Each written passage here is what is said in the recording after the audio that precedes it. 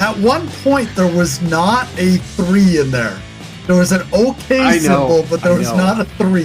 I had an issue there, but I caught it. But let's welcome everyone back to another episode of Repressed Humor Issues. We've made it. We're past the halfway point by a few episodes now. And I'm glad to be here. That's the best you could do is we're a couple episodes past the halfway point. Yeah. It's lightning out outside right now. Oh, we had a decent sized storm here too, but I actually heard there's a bigger storm rising over a cemetery over by your way. Oh, the Arlington National Cemetery desecration. Yeah. I go ahead and set it up. I have a lot of thoughts on this. Yeah, so first of all, let's say, just for the people that don't know, Trump did another Trump. And I don't remember if I had started doing this before last week, but my new Twitter nickname for him is Weird Hitler. You did? Well, no, you just told me that. You just told me that. Yeah, but he decided that him and his campaign staff, after being invited by a family to come in and share a remembrance of a member of the military that had fallen, one of their family members, decided to make it a full campaign event, which is not only immoral, is not only evil, but is also illegal. Well, his campaign staff pushed past a cemetery staff member trying to explain that they weren't allowed in Section 60 with cameras and with video equipment, and they pushed that woman out of the way and ignored the rules of Arlington National Cemetery. I mean, is nothing sacred anymore? Well, so again, I posted this on Twitter earlier, but those that are expecting a bottom with Trump don't understand there's no such thing as a bottom, because he can't see past the opportunity to be with people that can benefit him in some way, to understand the circumstances around him to contain himself. But I mean, the thing is, like, any soldier or family that is paying attention to this should immediately be swayed to consider changing their vote if they were going to vote for him on this alone. Yeah, and unfortunately, it's going well beyond what a lot of people are hearing in the news. The woman that was assaulted, because it is an assault, that was just trying to honor the traditions and the rules of the cemetery, has refused to press charges because she's afraid that the maggots are going to come after her for something that Trump set up. And he's trying to blame it on the family now and that sort of stuff. No, they did this because they will trample on any norm that is possible. It's such a shame because, like, she's doing her job. Yeah.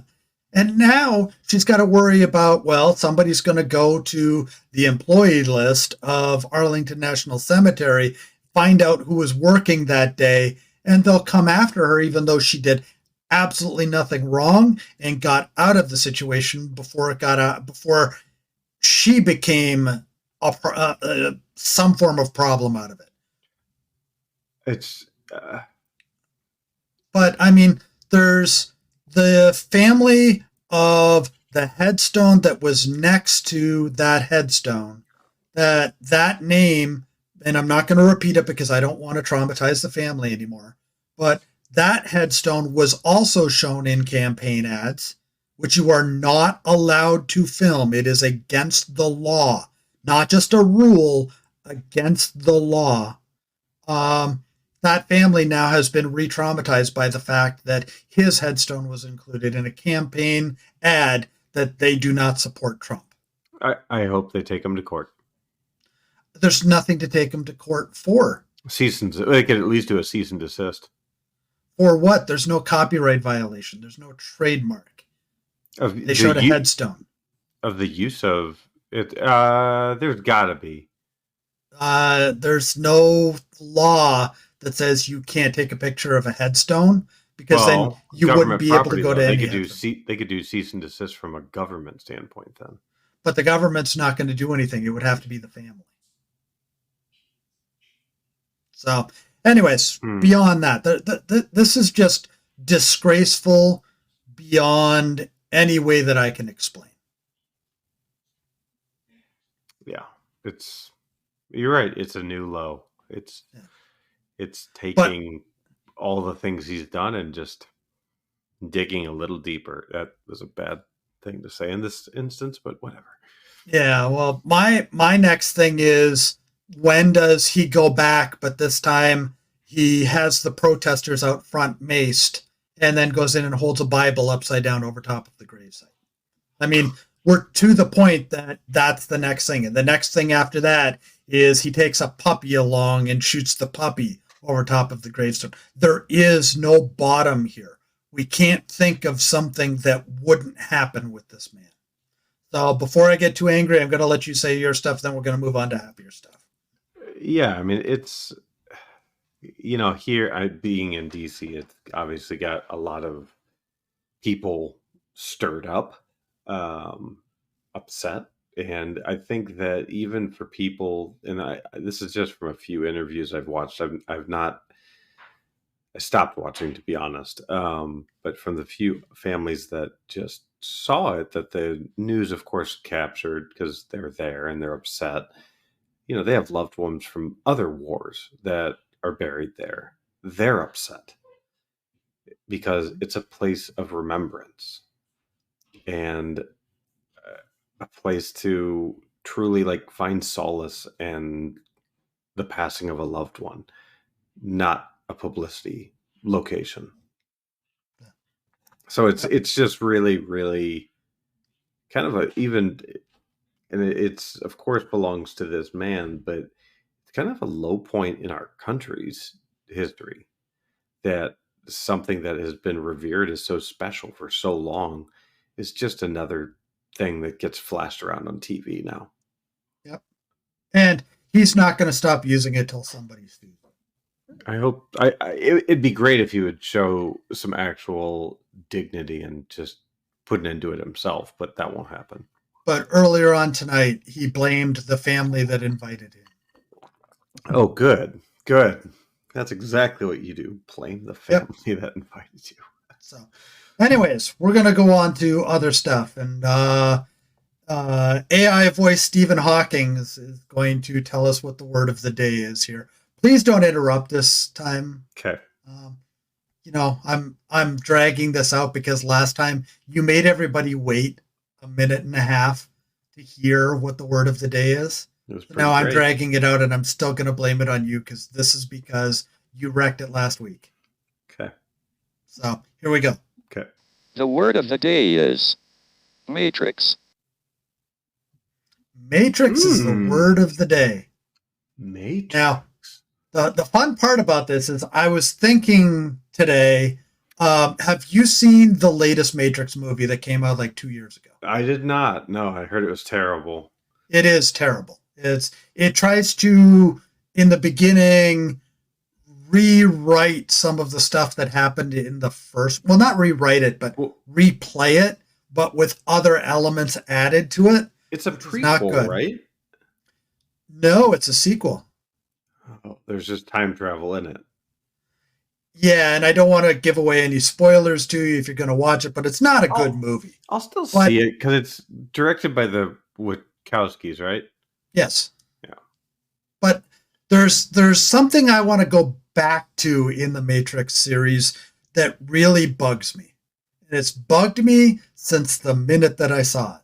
And in the second movie, which I believe was that Matrix Resurrected or was that Matrix Revolutions? I can't remember which one it was. I think it's Revolutions. So it's the second movie. And towards the end of the second movie, there's those digging hunter killer things that come in. I can't even remember what they call those anymore. The what? The robot things that kill all the people. Oh, yes. Yeah, okay, they're coming in, and Neo lifts his hand, says, I can feel them, and then starts zapping them. Okay, they fall to the ground. He falls to the ground. End of movie number 2. Matrix Reloaded, by the way. Reloaded. Okay. Um, honestly, I liked the idea of the end of number 2. The problem is they blew it in number 3. Because what they had the opportunity to be able to do was say that everything that happened in 1 and 2, where he escaped the Matrix, was him believing he escaped the real Matrix, where really he was in a larger set Matrix that was to keep the people that couldn't get the programming of the first Matrix to stay in it. And it was all just a sham. And they could have gone to the point where they were then escaping the second Matrix. And it would have made for a great movie because it would have shown that if you reject reality, another reality will take its place. But how do you trust that reality as well? And instead, they went on with the whole fight thing that was just a CGI disaster. Yeah, that fight scene was terrible. But I didn't totally mind the second film. No, I like the second film. It's the third one that I think they wrote the script with a plan, not thinking that Neo should only have been able to affect those robots if he was still in some form of the Matrix. He had no control over them while he was out of the Matrix. So that was Matrix Revolutions, and then what was the most recent one called? Like Resurrection or Resurrection, yeah, something like that. I wish he would just stick to John Wick at this point. Those are all great. I have no complaints, no notes, just great action. Well, but what I wanted to do is I wanted to talk about movies that, specifically series, that either the movie ending itself was bad or the movement from one episode to the next episode was bad. Now, we're taking out the prequels from Star Wars. We're not going to talk about them. Okay. Just not going to happen because they should not exist. But if you ever watched The Big Bang Theory, on The Big Bang Theory, they talked about the fact that in Indiana Jones, the very first movie, if Indiana Jones had never gotten involved in the storyline, it would have ended the exact same way. That's what they believe. Okay? Because if he hadn't have gotten the jewel, the Germans would have still had the jewel, been able to get to the right place, be able to dig in the right place, find it, go to the island, open it up. Nothing he did stopped them from getting it to that island. No, he just delayed it, I guess. Did he delay it? Because they would have been digging in the wrong spot until they realized their mistake. But they would have gotten there faster. I don't know if he really delayed it or not. I mean, on some level, he had to delay it because he was in possession. But at the same point, they may have been just as delayed in their inability to find the right place to dig. Fair. Yeah, I mean, okay. Now, I disagree with the concept just based off of the fact that after the Ark closes itself up, when all the Germans have been melted and they're dead, there's no way the Americans would have known where that was if Indiana Jones wasn't there. So the Ark would not have ended up in storage in the National U.S. Archives or whatever, wherever it went, if he wasn't there to be able to alert them what was there, because they might have gone and opened it. But somebody survived that to be able to tell them not to open it. So the Big Bang Theory, or wherever that came from, I'm sure it's a Reddit thing, is slightly off because the very, very, very, very last thing in the movie probably wouldn't have happened. Okay, but on the whole, do you think Indiana Jones, if he was not there, the 99% of the movie would have happened the exact same way if he wasn't there. Maybe I misunderstood. The premise of what you wanted to talk about is movies that wouldn't have continued into sequels? No, I'm willing to talk about sequels or movies that ended really badly. Had really good storylines throughout, but ended really badly. Because I think Indiana Jones is actually fitting into this example then regardless. Yeah.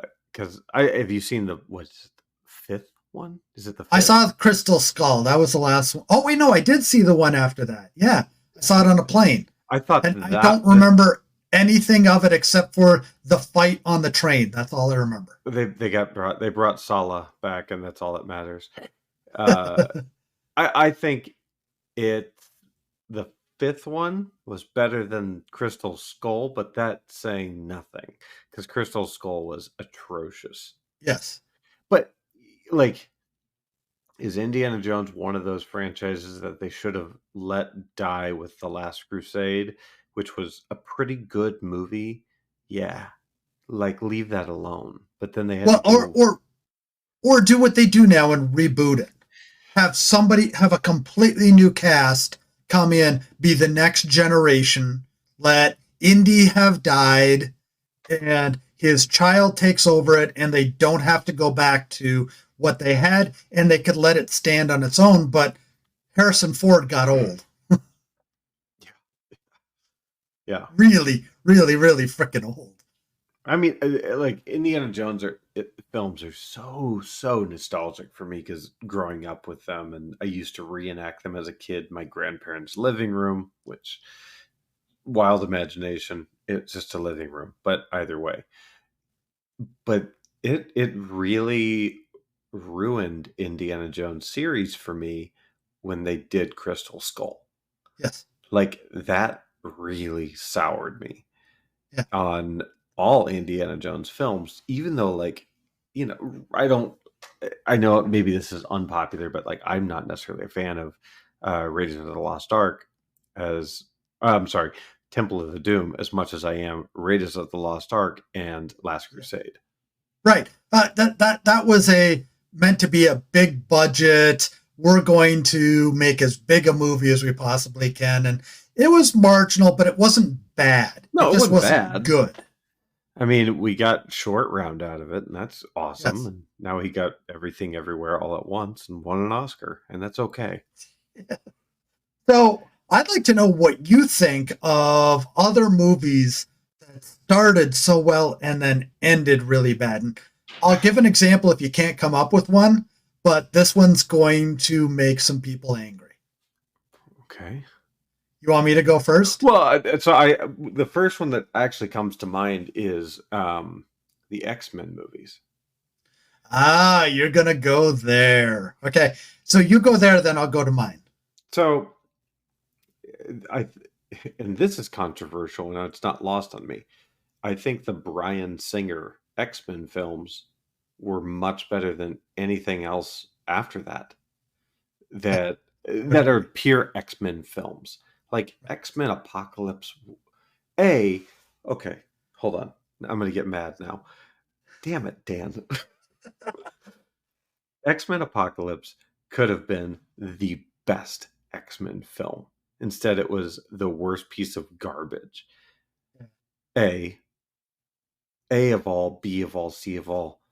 The physical appearance of Apocalypse was so far from the cartoon and most comics, it lost me before it started. I'll up you on that one for Thanos. The ball-sacked version of Thanos It was overdone, but at least it had some semblance of reality towards what you saw in the comic books. But I agree they went too far with nutsack chin. Yes. But X-Men Apocalypse, the story was bad. The acting was worse. The Days of Future Past was just garbage.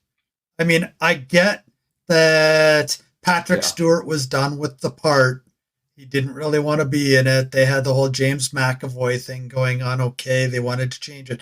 But it was just not a good movie. No, but it still was better than the Apocalypse. Yeah.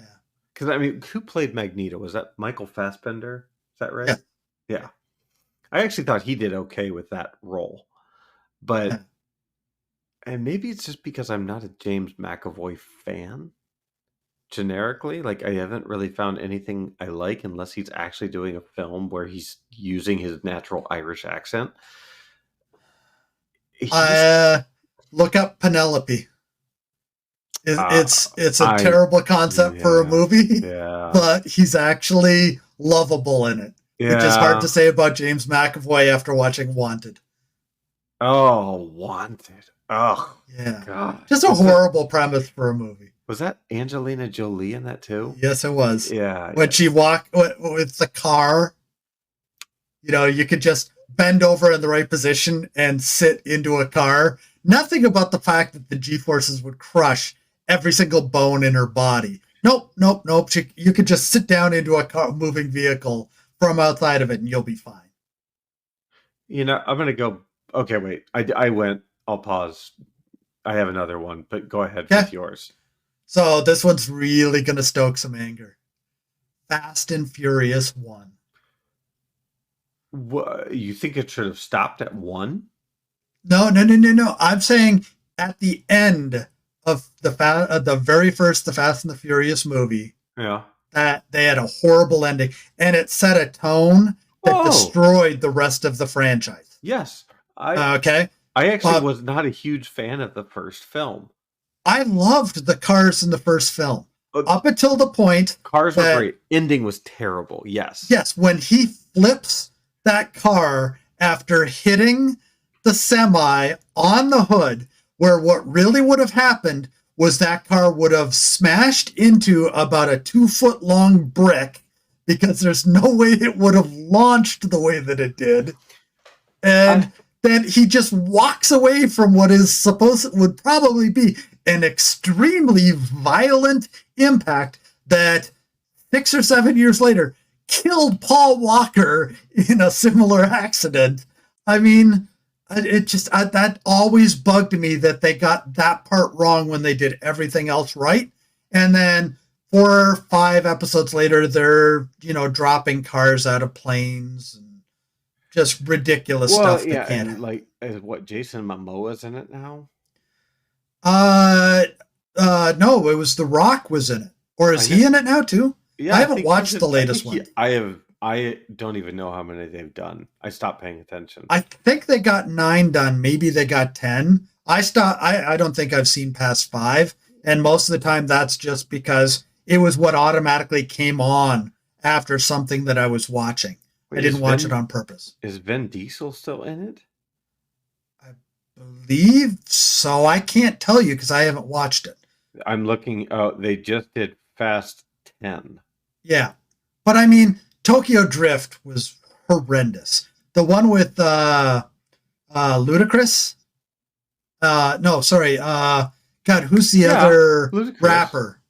There was the rapper that's living in the trailer when they start, and they're in Miami. Well, I guess they're all in Miami, but that one was horrible. That was number 3. The one where they stole the bank vault out of the bank Oh, with 2 Dodge Chargers. I yes. mean, it was just ridiculous, but it was a progression of bad. And I mean, again, I'm going to go back to The Office in this after you say yours to say how this progression leads to these bad types of movies, because the next thing they're going to do is have Fast and Furious in space. That's the only place they have left to go. You make a great segue.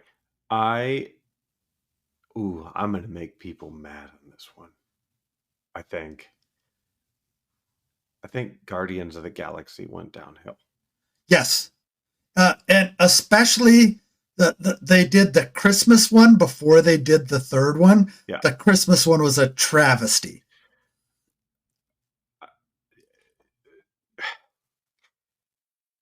2 wasn't terrible for me.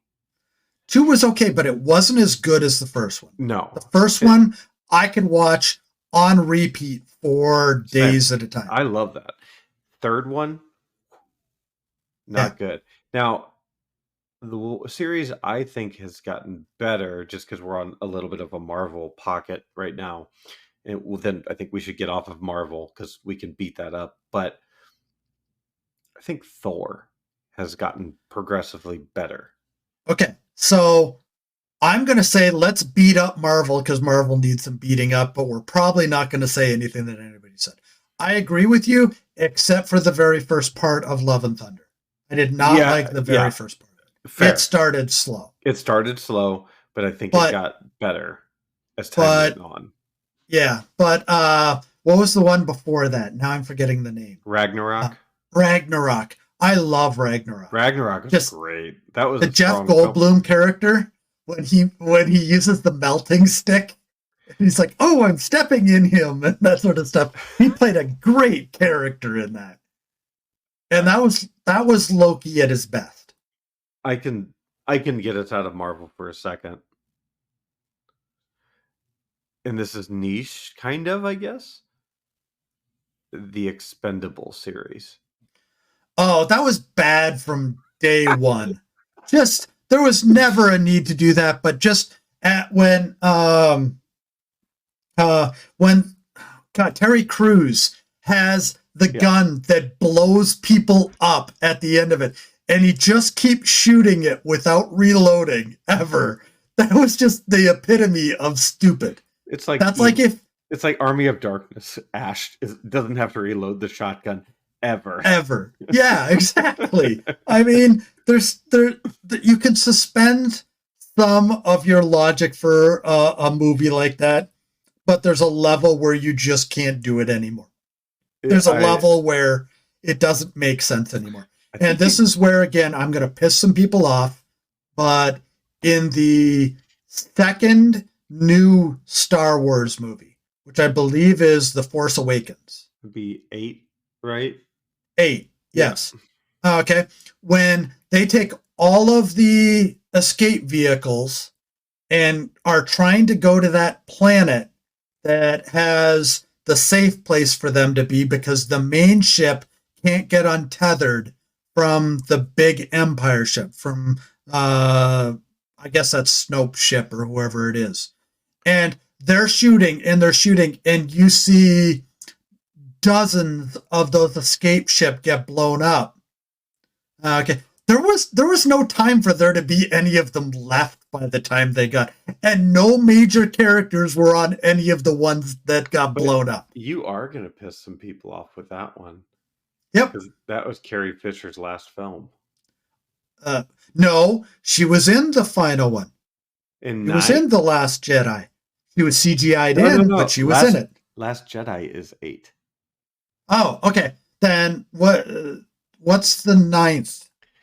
Oh, I knew you were going to ask me this. I'm gonna have to. Yeah, I'm horrible with the last 3 because it's simple. A New Hope, The Empire Strikes Back, Return of the Jedi. You can never forget that. No, those for some reason I forget all these new ones.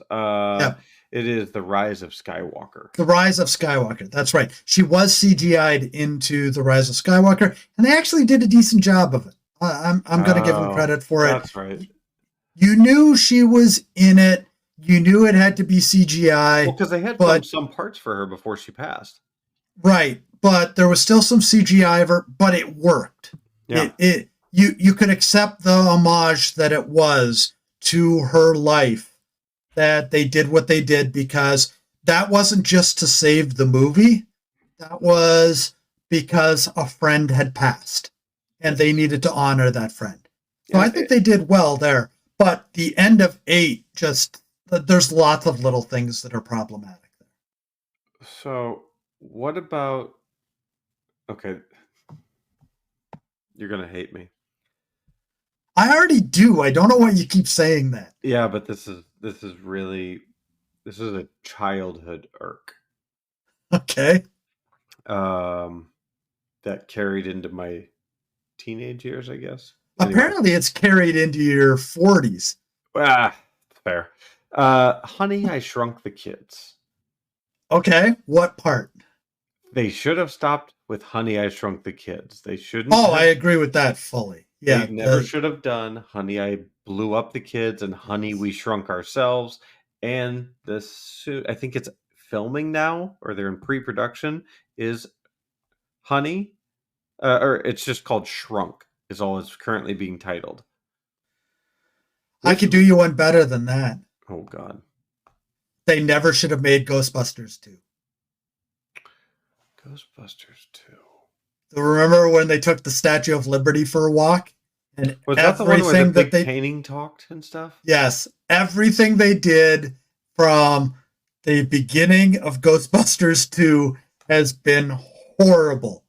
And Wait, that is Americana right there that I'm insulting, but that was horrible because the whole idea of them taking the Statue of Liberty for a walk to make everybody in New York all of a sudden be happy and give positive vibes so that they could shoot at the shell outside the museum so they could go into it to fight the guy. Just horrendous. Sloppy writing. wait, what did they do a Ghostbusters 3? It wasn't called Ghostbusters 3. It was the Ghostbusters that had the all-female cast. No, I know. I was trying to think if they did a Ghostbusters 3 with the original people. I don't believe they did. So they stopped at Ghostbusters 2. Oh, you're right. Yeah, because I believe that not many of the people wanted to work together anymore. Odd. Sorry, I'm just looking at Dan Aykroyd's Wikipedia page. So he's Dr. Raymond Stantz, is his character in Ghostbusters. And I'm just scrolling to see if there was a Ghostbusters 3, but I see in 1995 he had a uncredited cameo in the movie Casper as Dr. Raymond Stantz. Got it. So sorry, really random. Just saw that, but I do agree with what you're saying though. I want to disagree, but 2 was just such a far cry from the first, and maybe it's because the first was so epically excellent. And it was original. Everything about it had not been done before. Yeah, it was a brand new story. Yeah, and then Stay Puft Marshmallow Man. Then what did you do, Ray? I mean, you'll never forget that line. What did you do, Ray? It's the Stay Puft Marshmallow Man. You're right. They didn't do it again until 2016. And he was just, well, I'm still in the Dan Aykroyd thing. He was a taxi driver in the film, alluding to Dr. But then he did the last 2. Oh, they just Frozen Empire.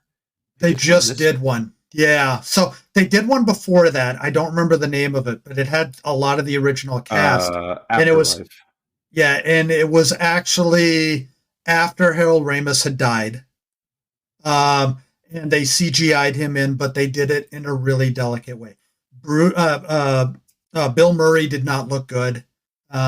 He looked sloppy in it, but he doesn't look good now. Dan Aykroyd still looks really good, but you could tell his autism is a little bit of a problem for him, more than you could before. You never would have known it before. But it was a good story. It was just, you could tell people were getting old in it. They had Winston in it. They had everybody in it. It was decent. The one with the women, it was a great concept, but they tried to do too much. The only good thing about it was Chris Hemsworth just being the most idiotic person on the planet. Oh, they're just throwing anyone in this film now. Isn't Paul Rudd in the newest one too? I haven't seen it. I don't need to see it because the Harold Ramis passing, what they did in that last movie is like if they tried to make a Star Wars 10 without Carrie Fisher now. It just wouldn't work. They're going to find a way. I think everybody is ready for that to be done. If they're going to do anything, they're going to do prequels or reboots. Because, they still never did Solo 2. And I don't think they're going to because I liked that movie. I thought I did. I don't know why, but I liked that movie. Rogue One. I thought that was good. That had what I call Wesley Crusher syndrome in it. A lot of people may reference that. I didn't originate that term, but just the miracle ending to it. It did tie up really well the idea of when they went into A New Hope and they were talking about a lot of spies died giving us this, getting us this information. They tied up some stuff really well in there, but a lot of it was just miraculous stuff. And that transferred into 7, 8, and 9, where, everything had to happen at an exact second. And you can really blame A New Hope for that happening, because it started the whole, they had seconds left before the ion torpedo goes down the exhaust port, blah, blah, blah. But they repeated that too many times. And I'm sorry, they needed to do another Jabba the Hutt thing. Bring him back somehow. Oh God, no. That was the one part of Return of the Jedi that just I could not deal with. It was horrendous. Now my brain's going on this. Freaking Transformers. I haven't liked a Transformers movie since the second one. Same. I hated it I stopped watching them because I think they've done 5 maybe now, or maybe it's 4. I can't do it. It became another Star Trek. Star Trek The Next Generation, I watched every single episode when they came out. I was glued to the set to watch that. I was born too late to watch the original series, but I watched the original series when I came of age because they were thoughtful and they were intelligent and they told stories. And then the movies just became high budget attempts to exploit. They're just horrendous. I mean, them killing off Data was probably the only significant thing that happened in any of the movies that justified those movies. And I'm not saying that I didn't like the Data character, but it gave something of value to the story to say there was human sacrifice in what they were doing. And now everybody's too old, and really, with Gene Roddenberry gone, the people want to talk new stories. They want the new series with J.J. Abrams and his stupid lens flares and his tapping on the table to be able to make the camera shake. All of that stuff just is he's trying to make the story an epileptic seizure is what he's trying to do. He just I think I'm not as big of a Star Trek fan generically as you are, but I've somehow seen all the movies that came out, and I've never enjoyed them. Yeah. It's never been I'll give you that. I think the TV show actually had good storylines and well-formed characters and things of that nature. Yeah, but they hit their stride at the death of Tasha Yar. Okay, when they realized we could bring somebody back from the dead in an alternate universe and make this a timeline rather than just a set of discrete stories told together, the movies turned into discrete storylines. First Contact is the perfect example of that, where it was 2 hours that doesn't add to the canon. And the only thing they ever added to the canon was when Data died saving Picard, because Picard couldn't do anything because he had just killed an alternate version of himself. That was it for these shows for me. What about the Mission Impossible films? I see, again, Mission Impossible is the Wesley Crusher syndrome on steroids. But everything is timed down to the absolute last second that something can happen, and there has to be 10 diversions to get there, and they're trying to keep the hype level up. And it's like every Bond film, to be fair. I mean, it's really I was going to mention that. Yeah. It's the same formula. And that it's the formula that's the problem, is you have to break the formula.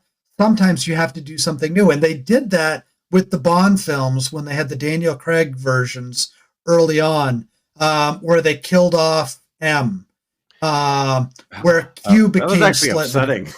That was actually upsetting. The death of M was hard to watch. That was a hard episode.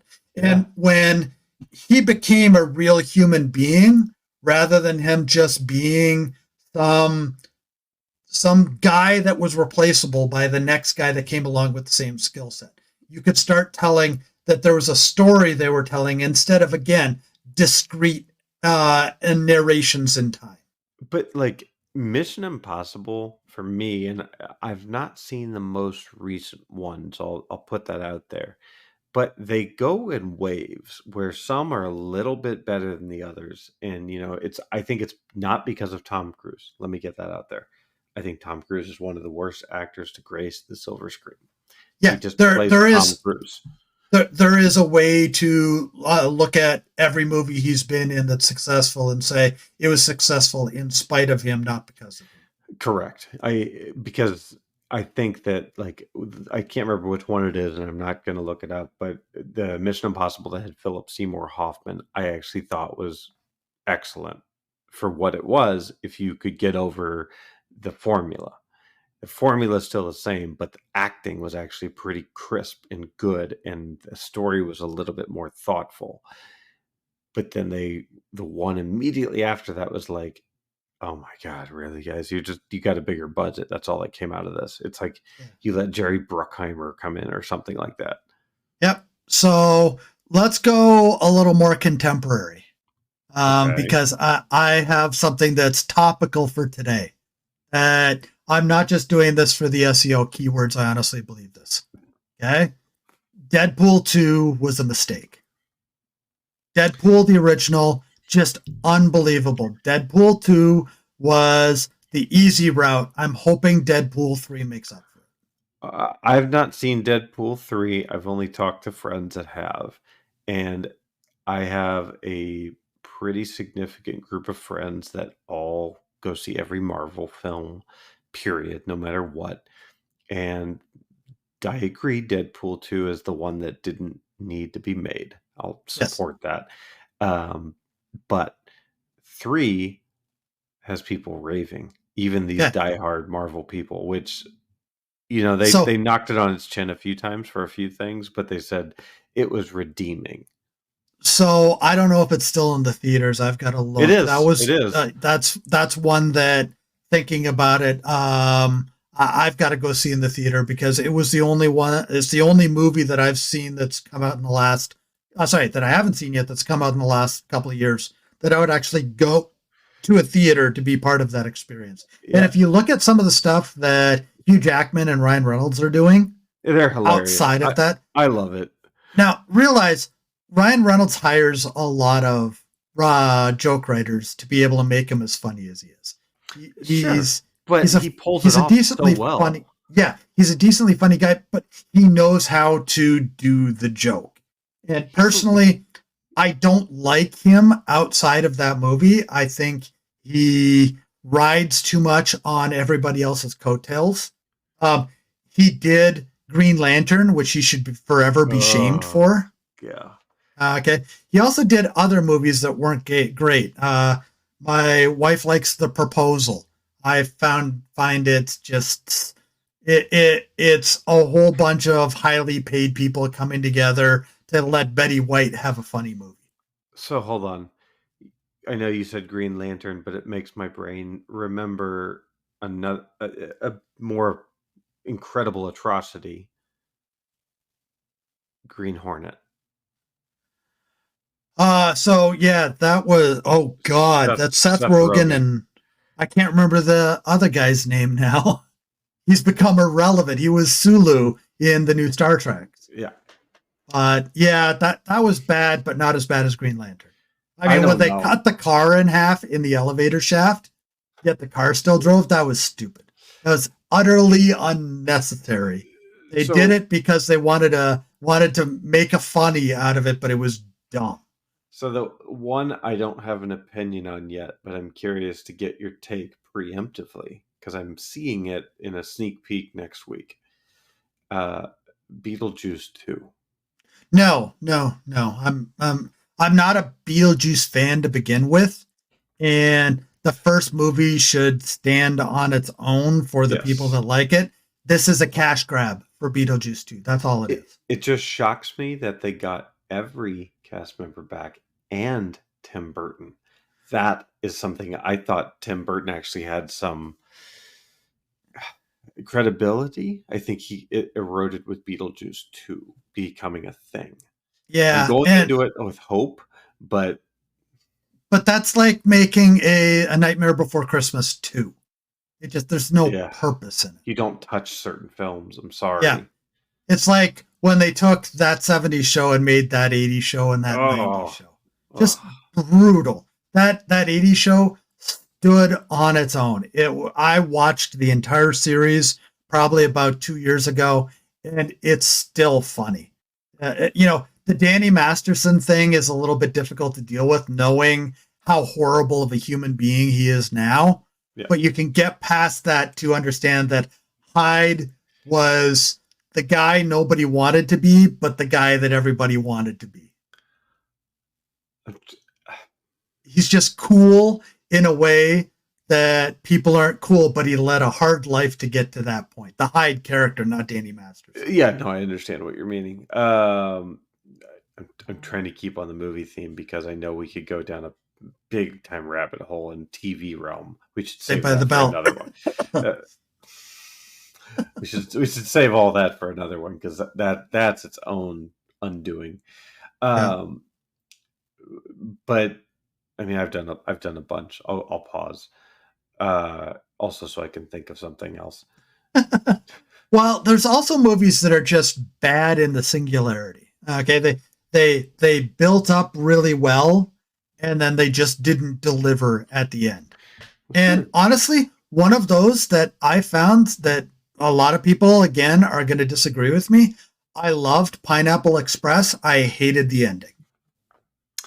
I think for me, Pineapple Express was the turning point for that group of guys that were making a Yes. bunch of movies where I actually didn't give a shit any longer. And I was ready to move on. Like maybe it was my graduation from that kind of humor or something. Uh, but yeah, Pineapple Express was a weird one for me because there's elements of it that I do enjoy. Yeah. And then Franco and Rogan did the interview, one where they go to North Korea, and that was just they wrecked all the credibility they had at that point. Oh, I forgot about that one. Yeah, there's a couple of funny lines in it, but most of it is just stupid. That's But about Pineapple it. Express, just when the barn blows up, and all of a sudden the God, why can't I remember his name? The third guy, not Rogan or Franco.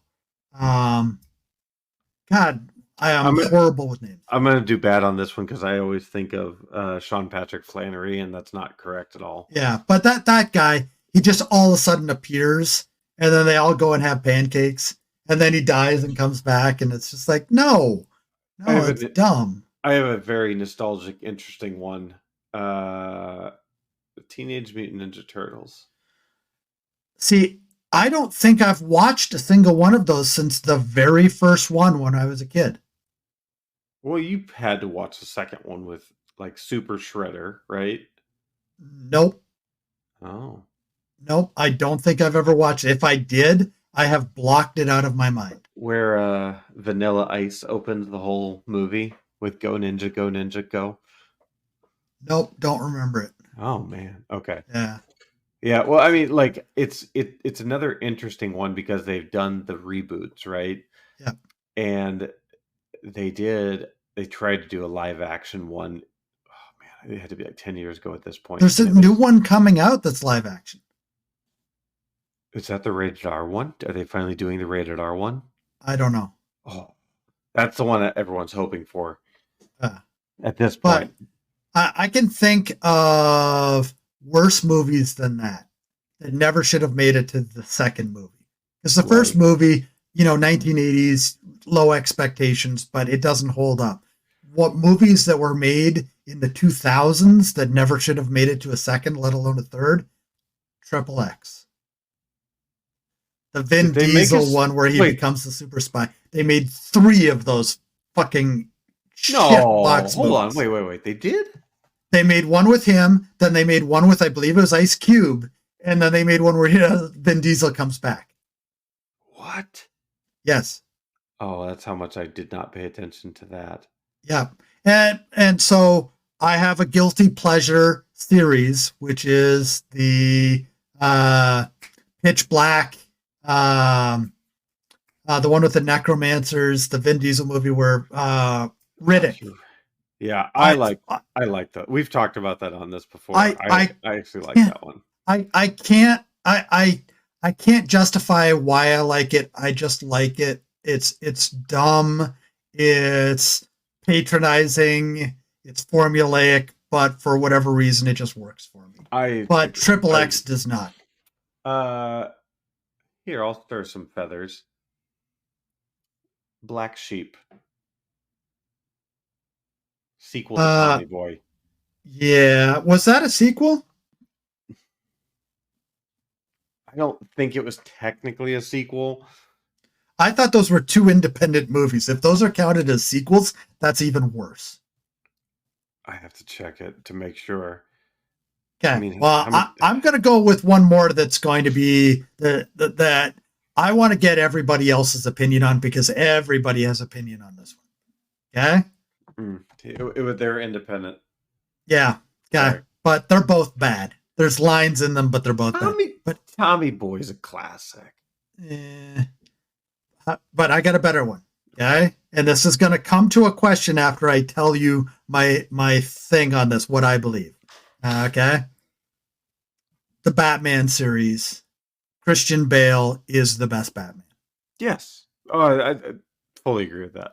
Okay. There's a lot of people that say Michael Keaton is, but what I will tell you is the worst two Oh no. are Robert Pattinson and the Batfleck. Okay. Wait. No,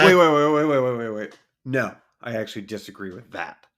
Okay. You think Val Kilmer's worse? No, I think George Clooney's worse. I could live with George Clooney in his 40s as the Batman before I could live with Ben Affleck ever being a superhero ever again. I just think George Clooney's worse than Robert Pattinson.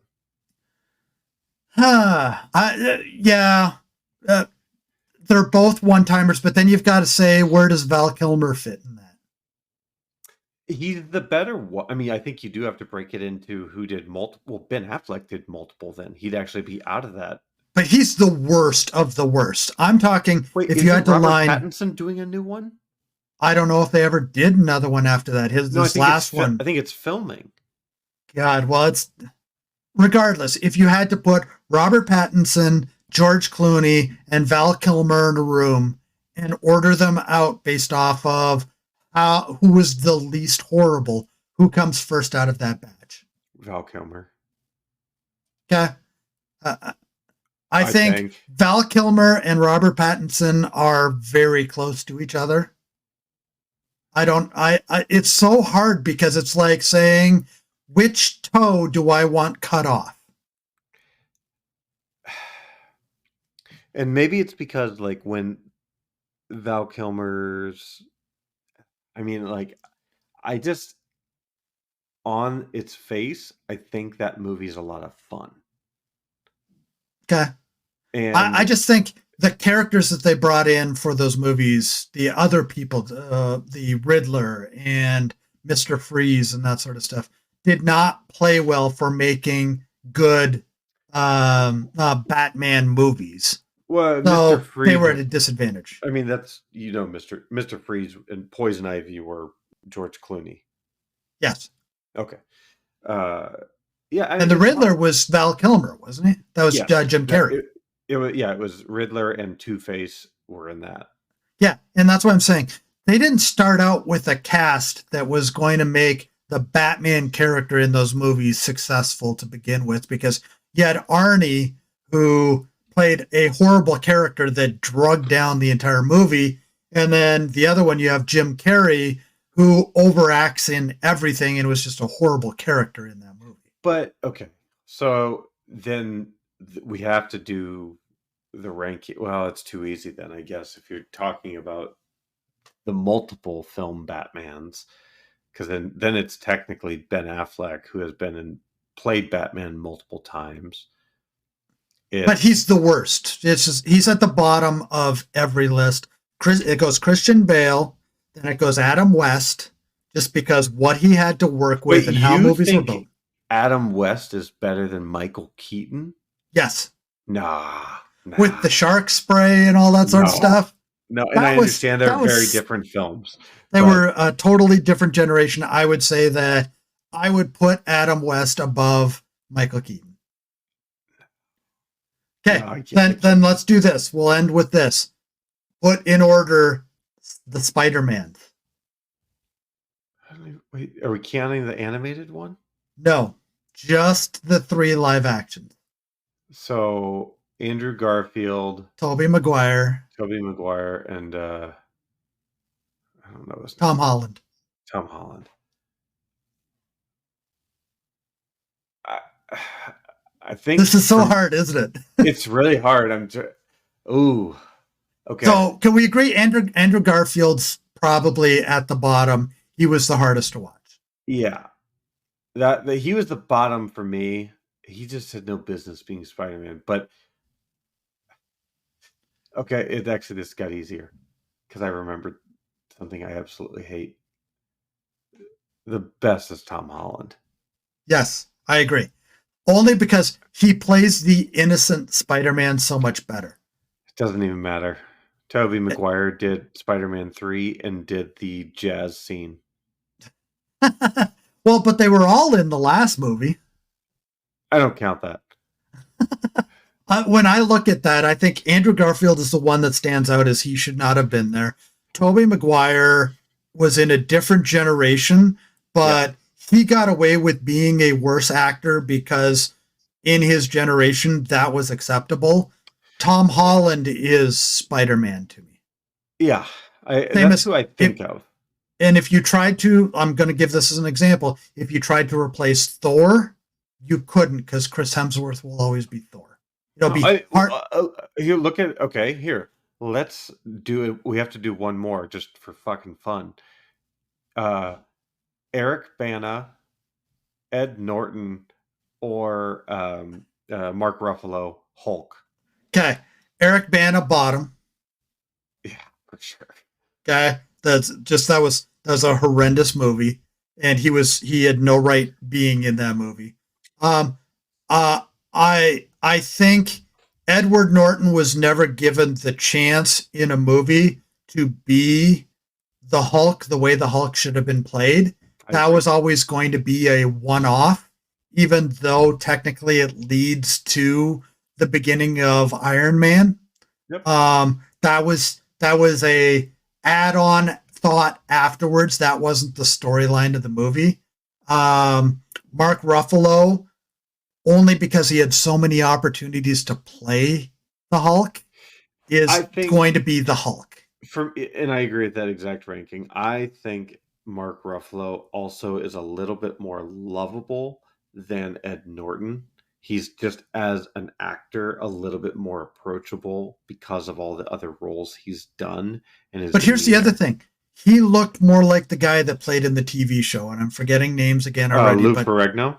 No, the guy that actually played Bruce Banner. David Banner in the TV show. You don't remember the TV show that Lou Ferrigno played in that you just mentioned? I don't know if I remembered anything but Lou Ferrigno. I'm looking it up right now.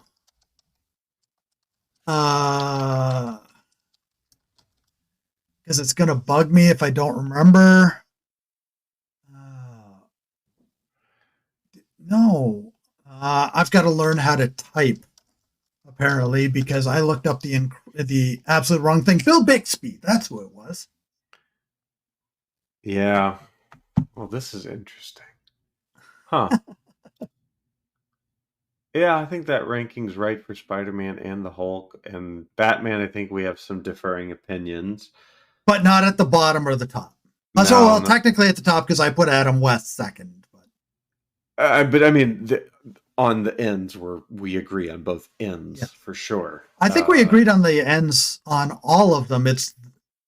That means on some of them we agreed on the middle. What I will agree with is that Robert Downey Jr. should never be a Marvel superhero ever again. He is the weakest Avenger.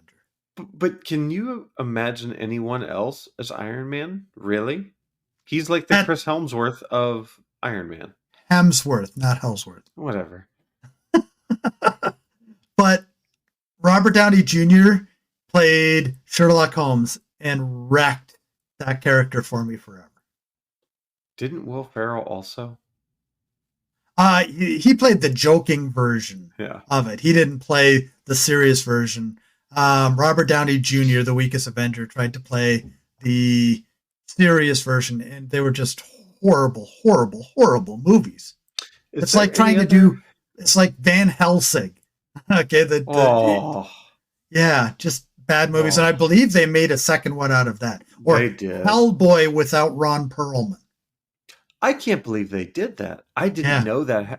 If I'm Ron Perlman, I would be so upset. He was Hellboy. Yeah, you can't see Hellboy without seeing him. And on that, Ryan, I'm going to ask you to get us out of this hellhole we're in. All right. Well, it's thank you to Ron Perlman for doing Hellboy justice. Yeah. Yeah, he also played a great character in The Enemy at the Gate. If you ever want to watch a World War II Stalingrad movie. He did great at that, yeah. But, man, all right. Well, this is a good episode. Good job on you for having Stephen Hawking generate the Matrix. Yep. But which you should not go see the last version of it. I'm going to have to, just to say I've seen it. And get it has out of my Doogie system. Howser in it. That's all you need to know. Oh, Neil Patrick Harris? Is in it, yes. Ugh. And you want to punch him.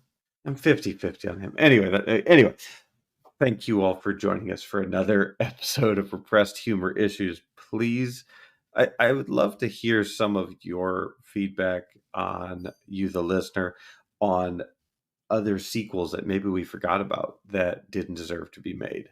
And you can't send in anything without giving us your Batman ranking. I would love to. Can we make that a poll? I will make that a poll. That'd be a fun one to see. Yes. So if you're listening to this on Spotify, by the time you're hearing this, there will be a poll at the end of this that you'll be able to take that will ask you who your favorite. Sorry, I can only do one selection. I can't order them. So I'll do it on the website where you'll be able to order your favorites Batman. RepressedHumorIssues.com for reference if you don't know and you're new to the show. But also email us your thoughts, questions, ideas, feedback on other sequels that we forgot about. RepressedHumorIssues@gmail.com. Or clowncollegeboy@gmail.com. You haven't referenced that for a bit. I was waiting for it. So we were overdue for that. But either way, I am Ryan. I don't think we ever introduced ourselves. I'm Dan. So thank you all for listening, and we will talk to you next week.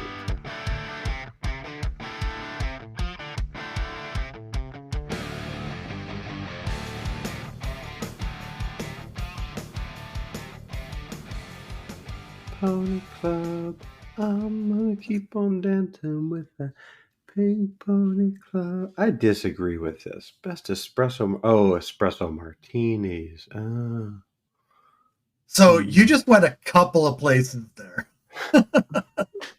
You started singing Pink Pony Club, and then you decided you were going to go to...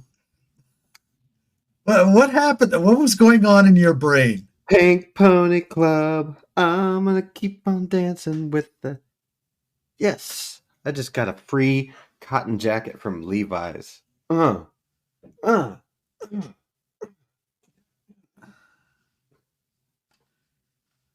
I wish I would have hit record audio and video instead of just record audio.